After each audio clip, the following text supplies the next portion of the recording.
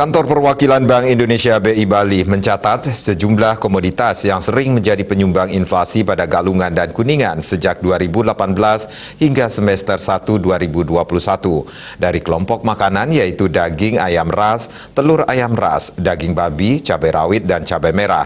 Sementara dari kelompok non-makanan yaitu emas, perhiasan, dan canang sari.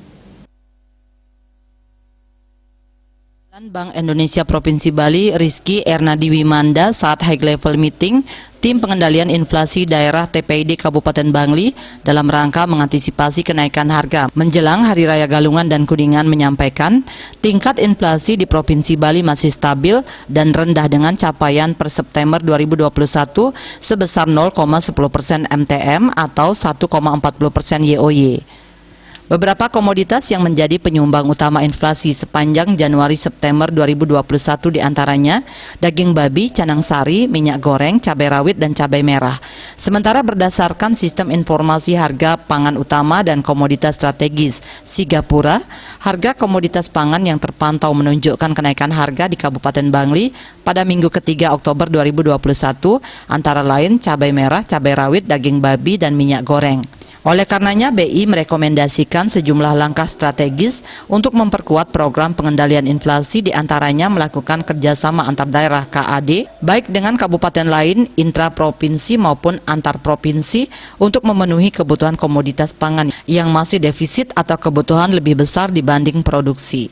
Kemudian mendorong pemanfaatan situs Sigapura untuk edukasi belanja bijak dan digitalisasi UMKM pangan di sektor pertanian, peternakan, dan perikanan sesuai arahan Presiden dalam Rakornas Pengendalian Inflasi tahun 2021.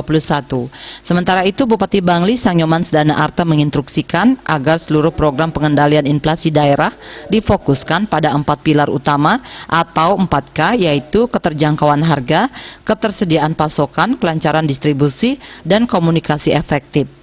Menjelang Hari Raya Galungan dan Kuningan pada November 2021, seluruh anggota TPID diminta untuk melakukan berbagai upaya untuk mengantisipasi lonjakan harga dan kelangkaan pasokan bahan pokok.